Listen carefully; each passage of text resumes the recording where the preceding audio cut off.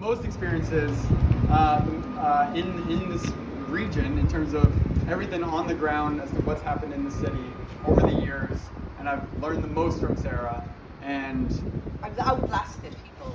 outlasted. Oh, that's actually really true. Honestly, like because not that many people have created a sort of a career out of this, because like I'm even considered now, even though I still consider myself green, I'm still a vet somehow, only because so many people get like compassion fatigue, burnout, whatever you want to call it, so quickly, because this will burn like this, yeah, it's not easy. And so the fact that Sara has lasted 25 years in the field is like wild to me, because I want to quit every single day. I wanted to quit too. Yeah.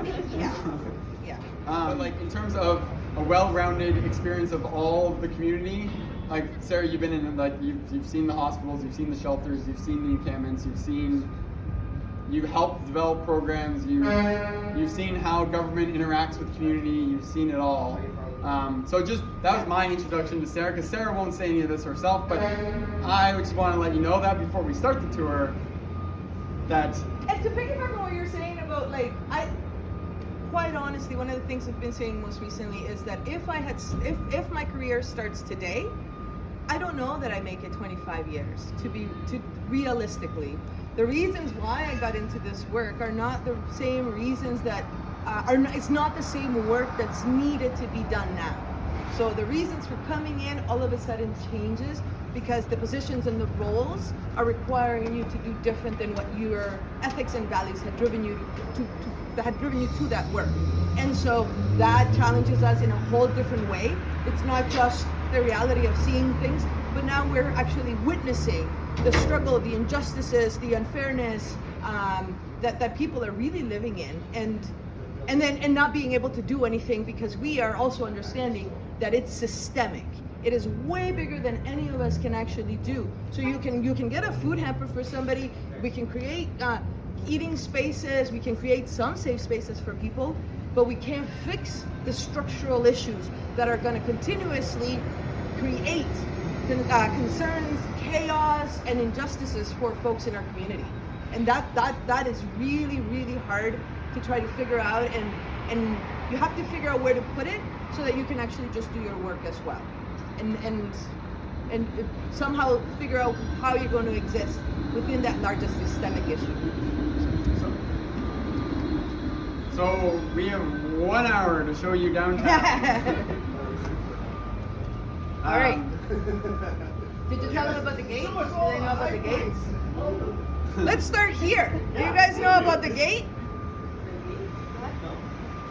You know about the gate? What do you know about the gate? During COVID, they put up a gate so that folks couldn't shelter here. Like when the building was closed and no one was here, they gated this entire area so that folks couldn't shelter. So yeah, here. peak COVID picture. You know, obviously everything. Like all of you, I'm sure, isolated at home. Everything's shut down. There's no more public spaces.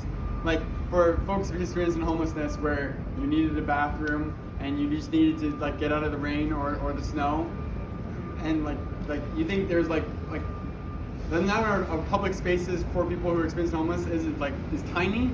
As soon as COVID hit, it went to zero.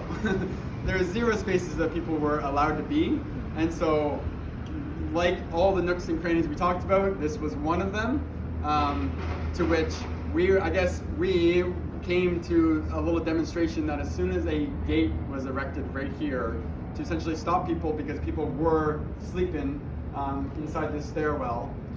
Building that was not being used. In a building that wasn't being used by students because everything was shut down. It shocked a lot of community workers to see that the social work building that was planted downtown to help downtown all of a sudden was like, not just, hey, the door's locked, but also don't even sleep in the stairwell to stay warm. Was like, yeah, it broke everyone's brains a little bit. So let's talk about this beautiful, gigantic building. So this building used to be St. Jerome's High School a long time ago. It closed. It became St. Mary's High School down in the south end of Kitchener. It was empty for a long time before the university decided to move into it for the social work. Now, there was initially lots of feelings and emotions about the university coming downtown. It's social work, guys. We're gonna help. There's gonna be students that want to get active. They're gonna want to learn. Downtown Kitchener looked very different back then. There was none of these shiny buildings. The only shiny building was City Hall, and our folks were not really allowed there. So it looked very different. We weren't sure what people were going to come do. Quickly, it was established that there wasn't much that the students were going to be coming to actively do downtown. So you would see students come into the downtown off buses or driving in and then exit downtown. So there was no interaction with the downtown community. And that was really hard to deal with because there was all these hopes, slight fears, because then eager people can also do harm. But that's where this building, and then it was never accessible to locks. The doors have been locked right from the beginning, so you couldn't just go in and go to the bathroom or use a water fountain or just sit out from the heat or the cold. So it was really, I mean, it's a student building, and it is what it was, and it never became a community space like we had hoped to. We imagined it many different ways. You guys want to start? You want to walk? Yeah. Because we can stand and talk forever. We have to be back here. How many people are carrying Narcan on them? Who knows what Narcan is?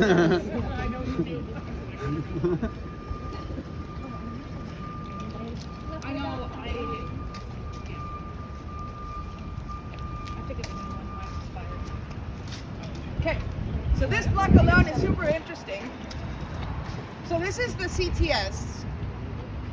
The CTS is run by Sanguine, and it's Consumption and Treatment Services is what the CTS stands for.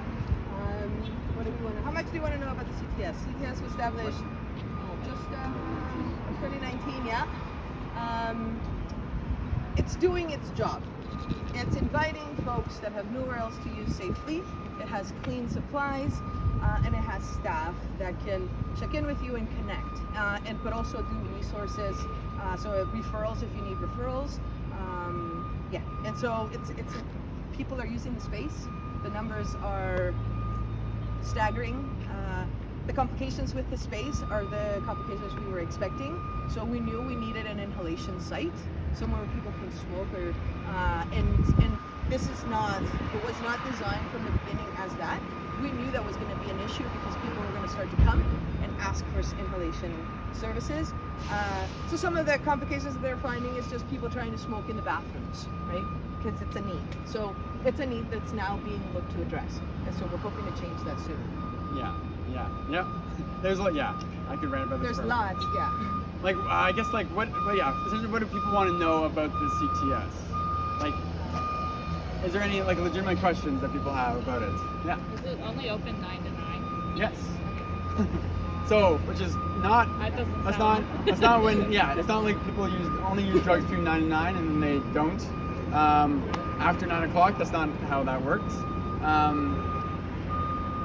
But like so things to know like the only honestly the only data we really have in Waterloo region is that we think there's about, back in 2017 we guessed that there's about over 4,000 people who inject drugs in Waterloo region. So 4,000 people that would need a service like this who inject, mind you. But there's also most people have, over the years we've seen a trend of people converting into smoking more, and there's also snorting and oral. But 4,000. So really I always kind of tell people probably 10,000 is more accurate in Waterloo region who use unregulated drugs. And so again, that's the key difference, is unregulated drugs. And it almost didn't happen because there's a daycare across the street in City Hall. That was the biggest barrier that the city kept naming. There's a daycare across the street, there's a daycare across the street. And really our brains kept thinking, you have staff at that daycare, correct? You have staff at that daycare, correct? City Hall, like, isn't it right, really yeah. protected? like, have you guys have you had any interactions with this building? Have you had any positive ones? Have you had any negative ones? I bike by it every day. I see people in the building frequently, but no negative stuff. Yeah, so the CTS is a great example for us here anyways in our community of, so let's name all the fears that the community has because I think legitimizing and validating people's concerns and fears is really important. Doesn't matter how silly or how crazy it may sound to another. So validating people's concerns is really, really important, so that we actually can listen to each other. And we were able to address some of those concerns people had. When people learned about, so who is actually going to come and use the spaces? People come into a CTS because they're withdrawing. So it's going to look very different than people going into Phil's down by the university, right? Or at the bar, where you're all hyped and ready to party. Ah! You're loud going in, you're loud going out. It's not what's happening here. People are coming in to get their medication. They are probably going through withdrawal, which is painful. You can't think, you can't eat, you can't sleep. You're gonna see people walk in painful situations, and they're gonna come back a bit whole. Now they're gonna be able to attend their doctor's appointment. They're gonna be able to attend their probation appointment. They're gonna be able to have lunch. They might even be able to get a nap. And how much human do we all feel after a little bit of all those things? Right? So that's really what we are providing. We're providing human services. We're wanting people to just start feeling a little human again, have some connection, feel some love, and then maybe you can say, oh shit, look at that, I might be worth living. If we're not telling that and reminding that each other, then why are we still here? Right? Is there a community space in there, or is it just to go in, do what you came to do, and then leave? Like, is there an opportunity for folks to stick around? Yes, yeah. So there's a whole like chiller room. There's also like counselors on site. Great. But there's also just like community events that they do here, just purely for kids come and hang out. And there's memorials that happen here. There's lots of things that happen here. But yeah, there's definitely also space that you can. It doesn't have. It's not just a one purpose. How many people come here? It does hurt me because this is my passion is around drug policy, knowing that it's doing an amazing job. No one has died in this CTS. No one has died in any CTS all across Canada, North America, and European countries. And like, so it's upsetting because we know how well it works. What's upsetting about it is that this is probably like a drop in the bucket in terms of the need in Waterloo region. Like people are using multiple times a day throughout the city. Even if they're a couple blocks away, it can be just that far. Like this crisis is like complex because it's just far enough away that it's not accessible. And like then we can't even start talking about other cities like Cambridge or Waterloo and all these other places that are just completely forgotten, and like they're never going to access this. But so it sucks because it works so well, but it's only one location, and so that's why we fought very hard for it to be included in more and more spaces. So there is technically other exemptions that have come out from Health Canada that allows people to essentially become a CTS. So you might hear about other locations being safe use spaces soon. But yeah, this is really such a needed thing, but it's like so small compared to like the giant, how giant the need is. We're gonna walk up, we're gonna go down the lane right here, and then up and then down the back laneway, the house lane behind the kitchen, yeah? Okay.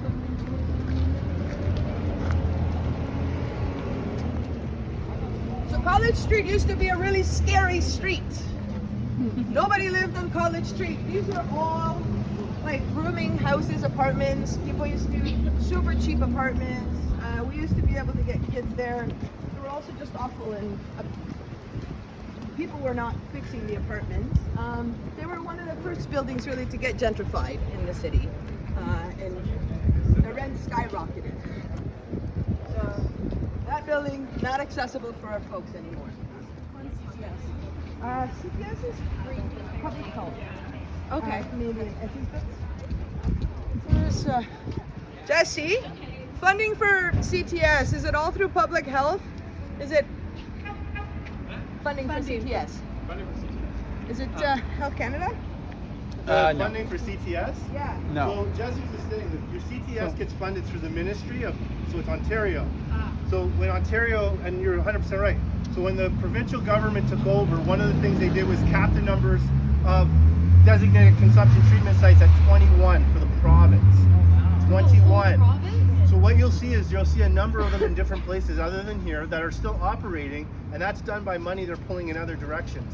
So, but like, it's amazing though that they came up with that number 21. Because like, it was actually the most arbitrary number. Like they pulled that out of the air. There was no like, oh, what's the optimal number of, because that'd be like the same thing as being like, you're not allowed to have more than 21 hospitals in all of the province. It's like, that's not, like that's nothing. If the need keeps growing and growing and growing, then like, why is there even a cap?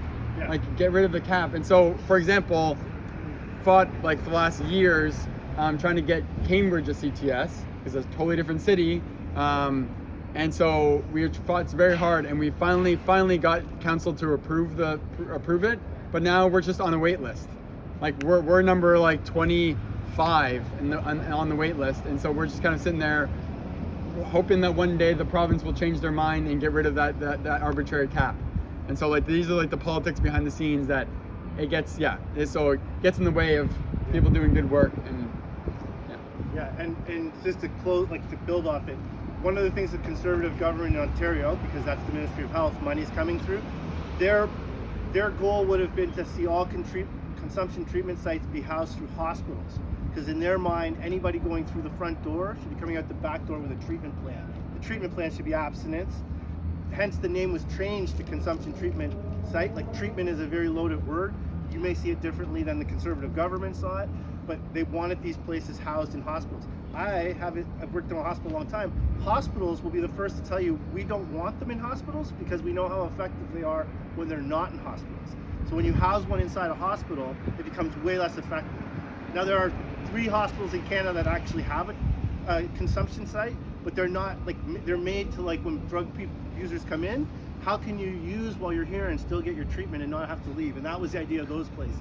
The number of folks that we'll see, like I know Michael has a good story on this one, but the number of folks we'll see that will come out with, like, we'll be talking with them, oh, we're at the drop-in, we're at the kitchen, and they'll be just like wearing a hospital band, and like, so, or even worse yet, they're like wearing hospital gowns. Like, are you are you supposed to be? And they're like yeah, but I had to get out of there. I need to get down here to get clean gear, and I need to like use, like, there's no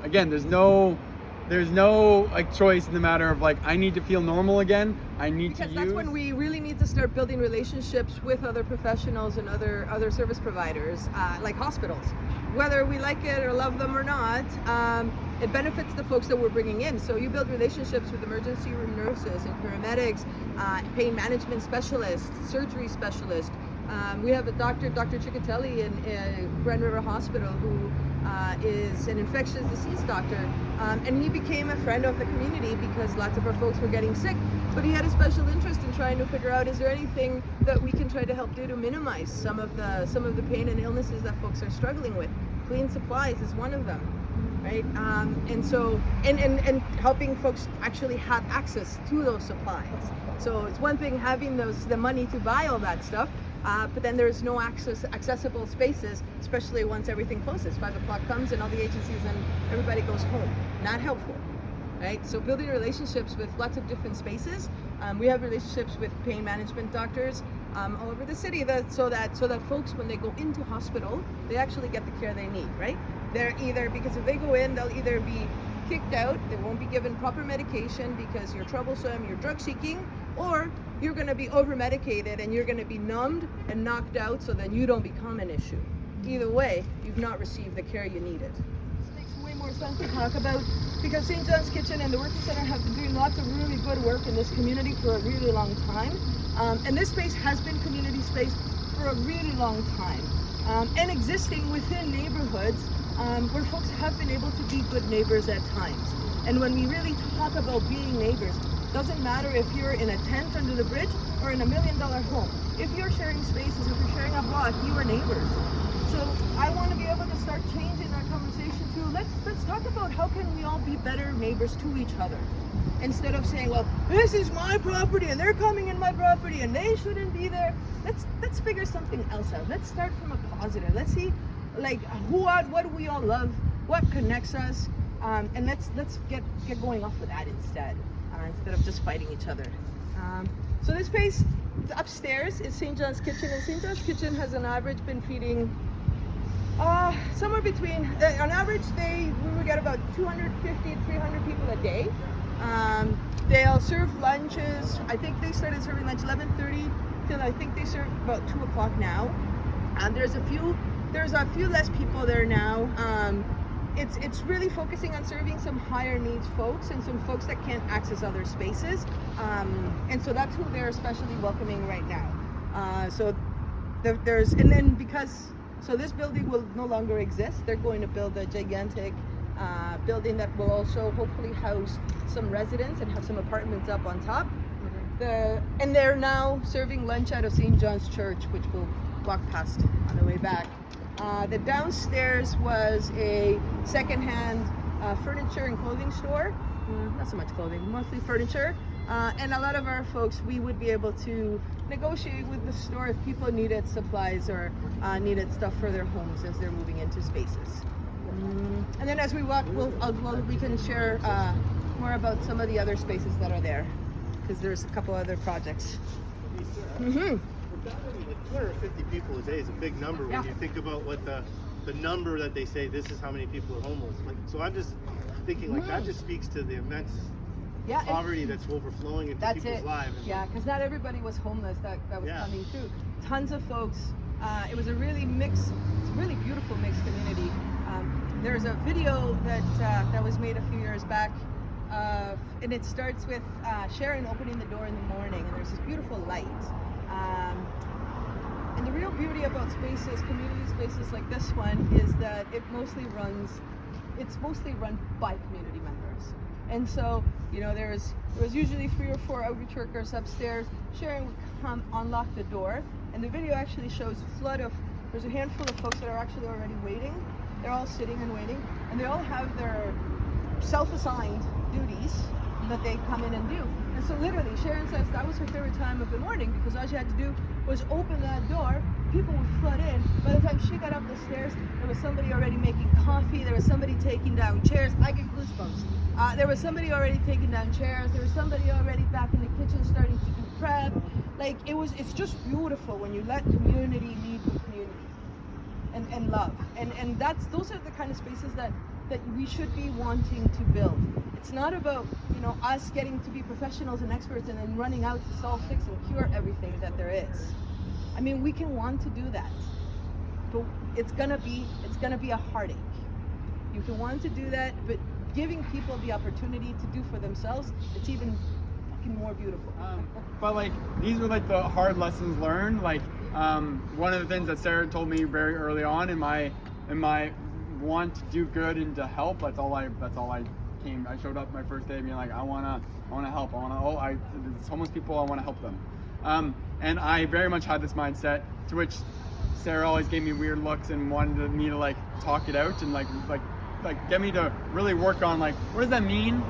and like figure out really is there another why underneath there? Like, what is going on? But at the end of the day, like, one of the things that Sara said was most helpful is like redefining what success looks like, because we have as soon as you see someone who's not doing well, who maybe is homeless or using drugs, like, you just assume that they're in misery and that they need to get housed and drug free, and then like they're going to be better. And without realizing, as soon as you start to talk to people, that starts to unravel, because you realize like, oh, some people might, like, some individuals who seemingly have nothing have way more than I have in terms of spirit, in terms of like quality of life, in terms of how they think about themselves and how they interact with their community and what they do and how they serve. Like, they actually have way more love and respect for themselves and others than I even do. And like, yet I view them as like having nothing. And so it really starts to mess with your head of like, and so if you're trying to impose a goal of yours onto someone else, you quickly burn out very quickly, because you realize that that's not possible. It's never going to be possible. And you just have to let it be all self-guided as to like, what do you want to do? What is your goals in life? And I'm just here to walk alongside you, wherever that looks like, wherever you want to go, I'll go with you and I'll help you out. And like, you have to redefine what success looks like. That's what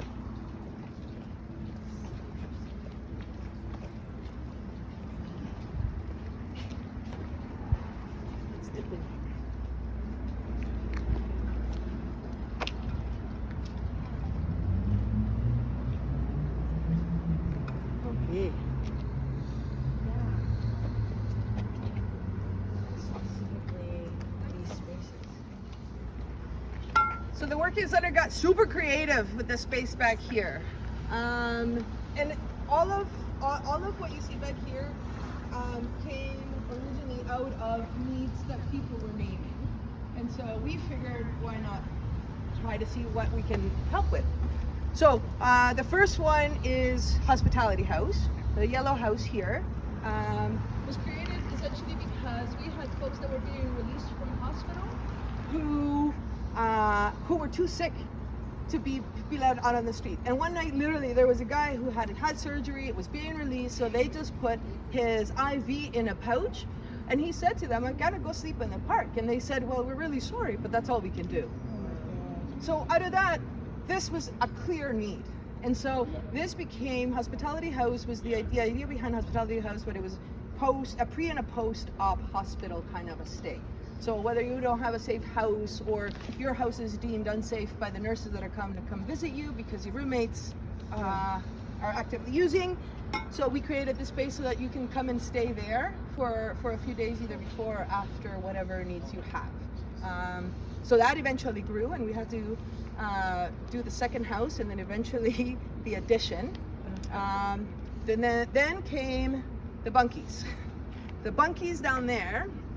The idea behind the bunkies was trying to play with the concept of, so can we do a bit of respite idea for folks who are unhoused? So the idea behind the bunkies was, can we provide a space? So if somebody is going into a home, in the next 2 months, but they're really struggling right now mentally and physically, and they need somewhere to be, can this serve that purpose? That was the hope.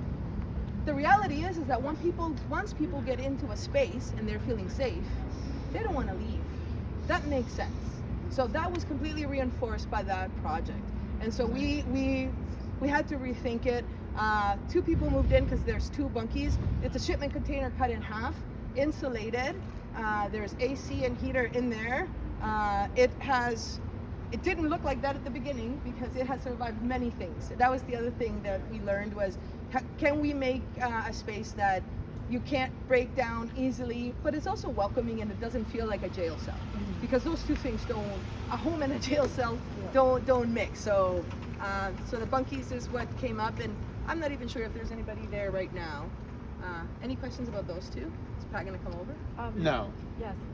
So the hospitality house, is that through referral from the hospital, or can people self-refer? Self-referral. You can have a self-referral. They'll accept referrals from just about anybody. And do you often have to turn people away, or do you have enough beds for people normally? Yeah, so Hospitality House generally won't, and this is a concept that the Working Center embraces. So the conversation around wait lists, wait lists are sometimes not very helpful, and they create a lot of anxiety, and you don't know what's happening next. They don't help. And so they don't keep a wait list, so you have to just keep checking in and asking. Okay. And then they really take it. So they've moved, to Water Street now. They also take into huge consideration who the person is and who else is living in the home. So they want to be able to maintain that a home. So Tanya is looking after that space now, and she's continuing the same thing. They want to be able to keep that a home. So the idea is, staff, you're coming in, you're really family. You're an auntie, an uncle, a cousin, and that's who you're coming to take care of. So you're making breakfast, you're giving hand massages, you're reminding guys to take their meds. That's what it becomes. The dental clinic.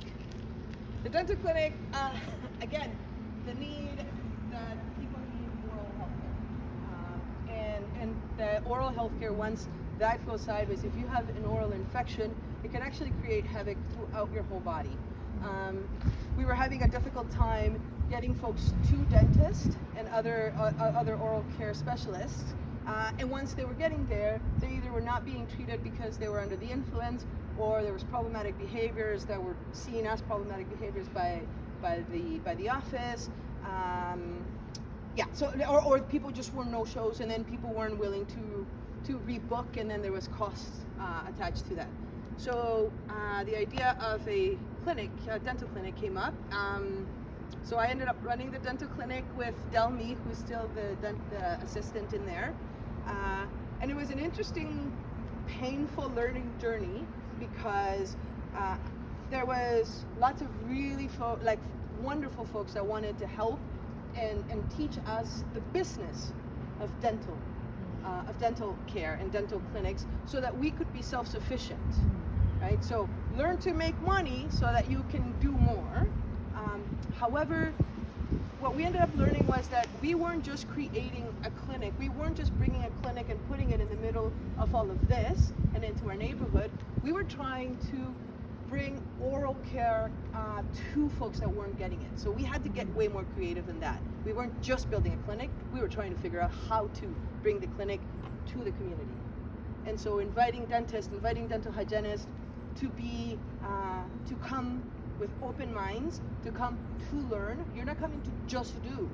If there's a human that sits in your chair for an hour and you did not touch them, that human sat in your chair for an hour and had a conversation with a dentist or a dental hygienist. That is a human that hasn't had a conversation like that for who knows how long. You've created relationship, you've created friendship, and hopefully that person is going to return and get some work done next time. That's the goal of that clinic. And then a lot of the thinking was, and then how or what can we do? Folks that are not having running water accessible, they don't have toothpaste, they don't have soap. Can we bring oral care? How can we get creative with oral care? So if you just work long enough, you'll start to really see the needs of the community. And what's interesting is whether or not organizations will listen to the community and the workers that work with that community and actually take their lead as to what is the trends and what is the next latest thing that needs to be worked on, and where are the gaps essentially. Because again, for someone like me, I came into this work not knowing that so many people don't have access to dental care, because I just took it for granted my whole life that I do, and that I have money to pay for it, and because dental care is not cheap, and I had benefits and all these things. But realizing when you come into this work of that's just as one example of so many that if we were responding to where are the gaps and how can we fill them, because this was an organization saying, hey, let's try to make it work and make it as low barrier as possible, because I wanted to bring up the idea of barriers right now, because as we leave this space, this little area was designed for our folks to access, and we tried to make it as low barrier as possible. Spaces, when you want the spaces to feel not just welcoming, but safe and clean and well done and thought. Like you actually put some thought into the spaces.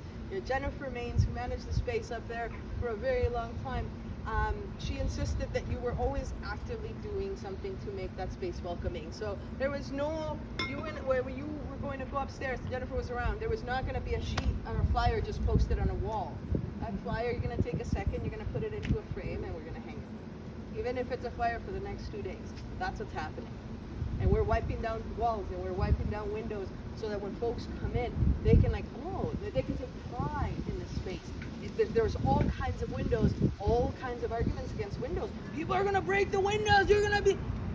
I don't know how long it took for the first window to go. It took a long time. And so when you give people spaces that they can be proud of, they will act just as that.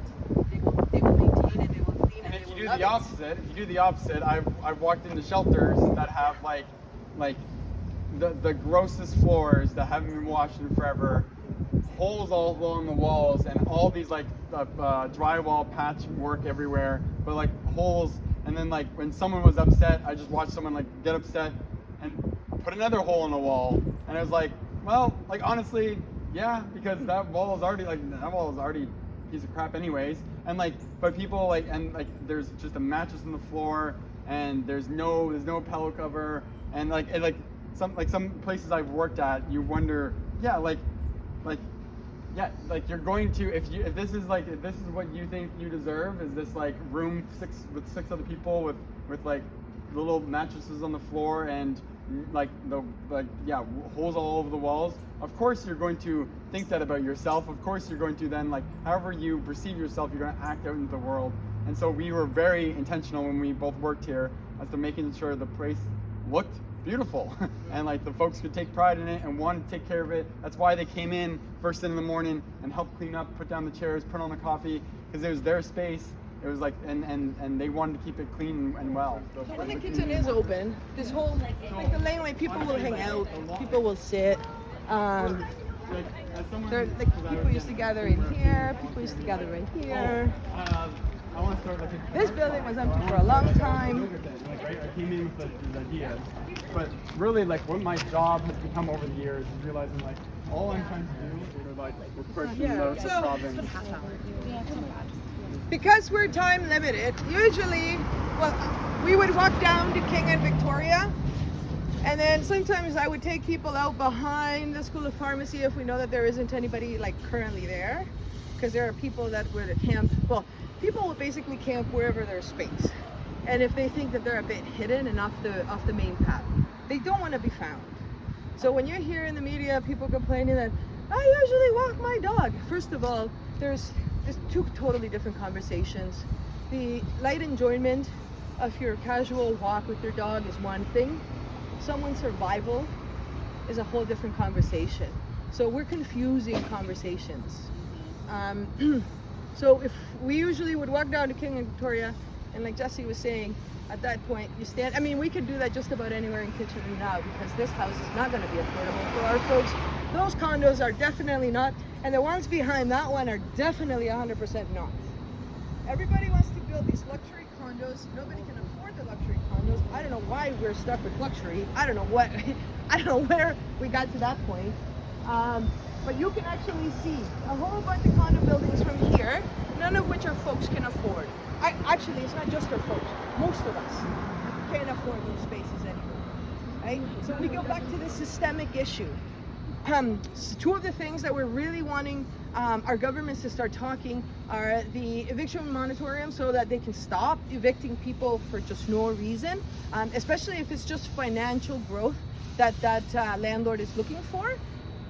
Let's talk about this. We are clearly not responsible enough to manage ourselves. So we need Big Brother, we need our parents, we need somebody to come and tell us that we can't do that anymore. It's clear, like people are jumping from $2,500 to $3,800 rent. So we can't police ourselves, we need help. The other one is, at this point, we're trying to figure out how many of the units are empty. And how long have they been empty? And so if you're a developer and your focus is just building as many and you're not really concerned about filling them, that's okay. Go ahead and do that. We're gonna start taxing those empty units. We're gonna start motivating you to move those on, to get those housed, to get the people into those spaces. We need to motivate them because they're not doing it themselves. Again, if we leave it up to ourselves, it's just not gonna work. How much time do we have? You got a 1:30 class? We should walk this way then. Okay. Let's walk this way.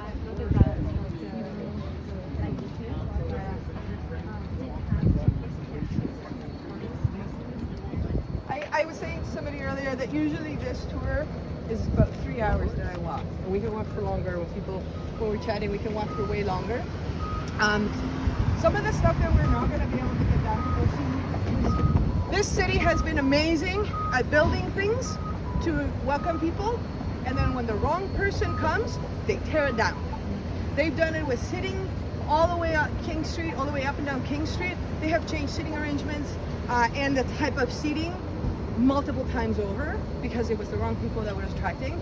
And then we had the little spikes, the little triangle things that came up, and then there was the dividers. At one point, the city came to, because I was still at Roof, city came to Roof and said, we want to be able to interact more with youth. We want to invite youth to come and use downtown. What do we do? So we said, okay, let's go ask them.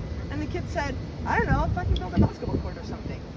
They don't want us. They're like, we are not wanted downtown. And they said, okay. So they built a basketball court where that big condo is now, the gray one that sticks out, the taller one. Built a basketball court there. And they fenced it in. No, first it was just there, and then kids started playing, and then all of a sudden the fence came up, and then a door with a lock, and then a sign popped up because I guess kids had been coming and dribbling too loud at night, and there have been complaints. Now, this is before all of this got built. None of this was here. So I'm not sure who was complaining and what was happening, That's what we were told, because all of a sudden the basketball court was gone. The whole thing was just gone. So and so we said to the city, right? This is I'm not sure what you were trying to do. This does not build relationship. We don't understand what you're doing, and this is hurting the relationship that we have existing with the folks that we're supporting. So if you're wanting to do something, make sure that the intentions are, it's not just for good intentions, that you have a good reason and you've checked in with the group that you're supposed to be connecting and supporting to see what they want and if this is a useful thing to them.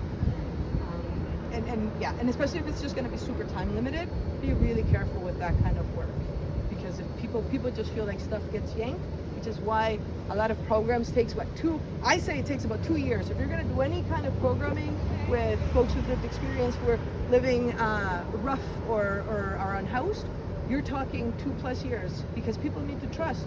You're going to show up by yourself for the first probably 6 months, and then probably at the 7th month, maybe they'll come. And they'll be like, oh look, you're still here. Okay, maybe you might be serious this time. So we have to prove ourselves to people now, because we've done a lot of wrong. There's a store down here that's like in eyesight, that's sitting currently empty, or is it now a cash mart? No, it's still empty. It's still empty. So how many of you know about the Better Tent City? Terrible spot to stand. So loud. So like the tiny home community, a Better Tent City. So essentially, it's like they're honestly sheds with a bed in it, but we're calling them tiny homes, and that was started during the pandemic as well. And what was kind of interesting is that, like, because we're in such a terrible housing crisis, where we have so many people and there's so many needs, it gets to the point where, again, you'll start to see all these very either individuals or grassroots organizations try to fill all those gaps and those needs and just trying to help out wherever they can. One simple individual was a store owner that had a store right there. So the white sign, see that's blank. They had a store there named Nadine, and Nadine is now pretty well known in the community. Only because for the longest time, for a few years, she was housing people in her store at nighttime and letting them sleep on the floor. And she built community, and she knew every individual. She herself, in previous times, she's quite open about this, had experienced homelessness herself.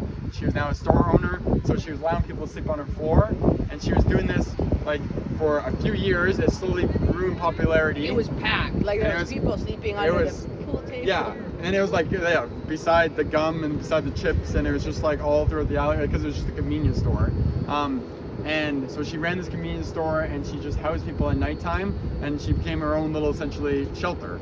Because we, again, don't believe it, when they say that they're shelter beds, they're not shelter beds. They're always full. And so, but it was sad because people rallied around her, and people were supporting her, supporting other people, and it became this like sort of a little, small little, essentially shelter that eventually bylaw came in and said, hey, you can't be doing that.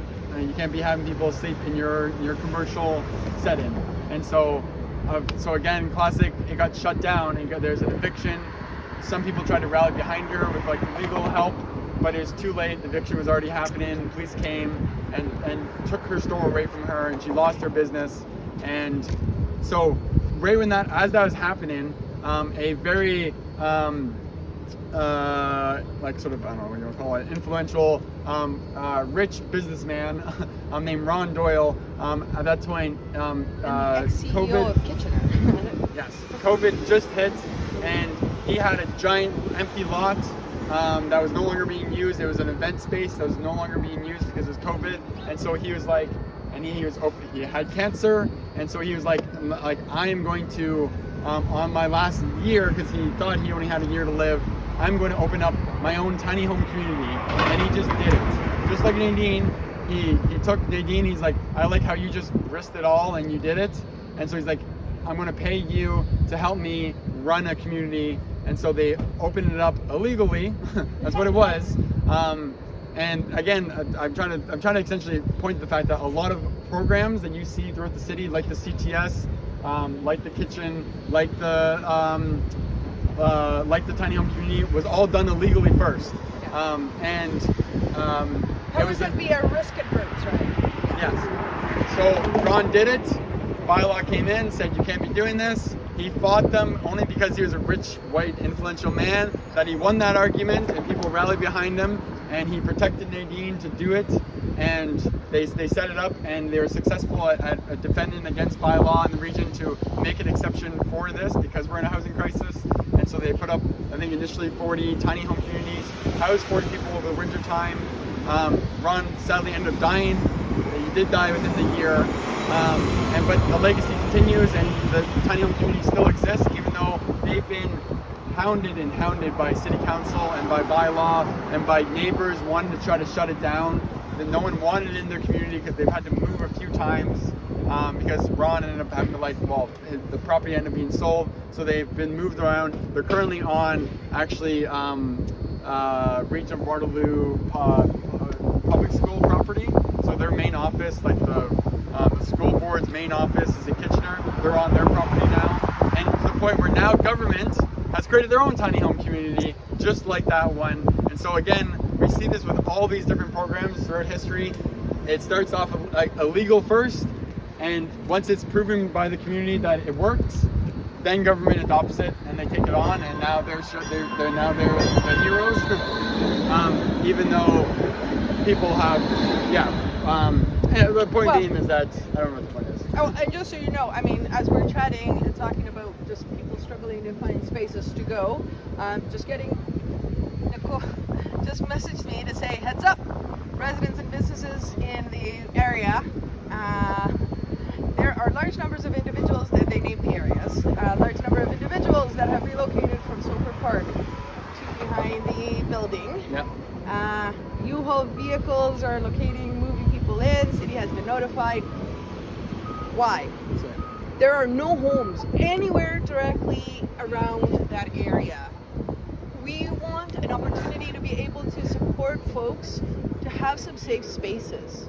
People are going to scramble again and run, and they're going to run further, isolating even more. I literally brought a map this time. I've done these evictions so many times now with folks. I brought a map and I was like, here's all the properties. I know which ones are private, which ones are city owned, which ones are region owned. Here's a map. Where do you want to go? And to which a lot of people took the advice of the police officers, and they went into forest at the very outskirts of town. They went into forest at the very edge of town in industrial areas, not residential areas, industrial areas. And we helped them set up the last 2 days. And now we're being notified that bylaw already is where they went. And people being told. So the city of Cambridge has also this awful option of being able to go online, and it's awful because it's inhumane. You can go online and put formal complaints and locations of encampments that you're having an issue with that you don't want around. And so the city has intentionally made it super easy. Like I'll send Bill the link. Super easy to essentially like surveillance people and complain about people who are experiencing homelessness. Like to the point where like they gave you like a map where you can drop a pin on the exact location as to where you see someone or saw something. And so Cambridge residents submit hundreds and hundreds of complaints all the time. And whenever they see someone who's experiencing homelessness, they'll submit a complaint. And so it's pretty wild. Like versus Kitchener's a little bit better, where you have to actually call someone and talk to them on the phone and tell them where you see an encampment and submit a complaint, not just within seconds with your phone, but like talk to someone. But anyways, so that's all to say is that did all the work. It's St. John's Kitchen. I don't know if you guys noticed. St. John's Kitchen, this is where it's moved to, which is actually its original location. This is where St. John's Kitchen originally started from, which is where it gets its name. That's actually where I started doing outreach. Well, I would come as a roof outreach worker and hang out and have lunch with folks. So that's them. But they'll be right across from your building for the next couple years maybe, because they're going to be doing construction over there. Yeah, so they're going at to be least here. a year is they I think. literally just moved here as of Monday, Yeah. and so you'll see lots of people hanging out here for the next year, just hanging out. Feel free to build community. Yeah. I saw Sara. You can get connected here. You can volunteer. It's super easy to volunteer here. It's probably the lowest barrier place to volunteer. You show up and you say, you don't even have to say your name. You show up and be like, hey, where's the broom? And they're like, here it is. I would help. And they'll put you to work immediately. So like I just was waving at Sara. Sara's a great person to connect with. Well, not the Sara, different Sara. Sarah that crossed paths here. And yeah, they would be happy to show you the ropes. But yeah. Is it 1:25? There's like 2 hours plus. I know. So if you ever want to do the other half, let me know. Well, just for all of our, I think we're all thinking it. I already told Jesse to the side and said, so you'll come in and talk more in class. I would hope you'll do the same. Yeah. Yes, we have it on camera too. You know, I really, like, I think you had just said it, build community. So both of you, I know there's a lot happening right now. I don't think you're going to get much downtime today. I don't foresee that happening in your lives, really. But I do want to say, like, one of the biggest pieces about when we tried to talk about this, and Michelle brought it up and said, let's do a walking tour. It was really about, like, trying to understand our community we're in, because the building was, faculty of social work is there for a reason. It was selected for a reason, as Jesse said at the beginning. So it was, you helping us understand the community we're part of, because we are part of it. We just have to figure out how to be more of an active, contributing part of the community. Yeah. So this was, like, for me, this was amazing, because I learned totally so much here. Like, sit and chat about that too. That would be, if this could be, if we could bridge this and continue this conversation Absolutely. and figure out ways to work together, I would be so incredibly grateful and happy to do that. Yeah, I think that's a wonderful idea. Like, how do we continue to build with this and find actual active ways we can all take part? Yeah, that ways we can do that. Yeah. So if we could look at this as a beginning and as a part one to having these conversations. Let's do it. Okay. Yeah. Okay. I've been waiting for you guys to come talk to us. Oh. Yeah, let's do it. Bill, can you connect us all by for sure. can we maybe continue this email conversation and we plan a next step? Yeah. Okay. Whether you like it or not, you're getting the applause. Thanks so much. Informative.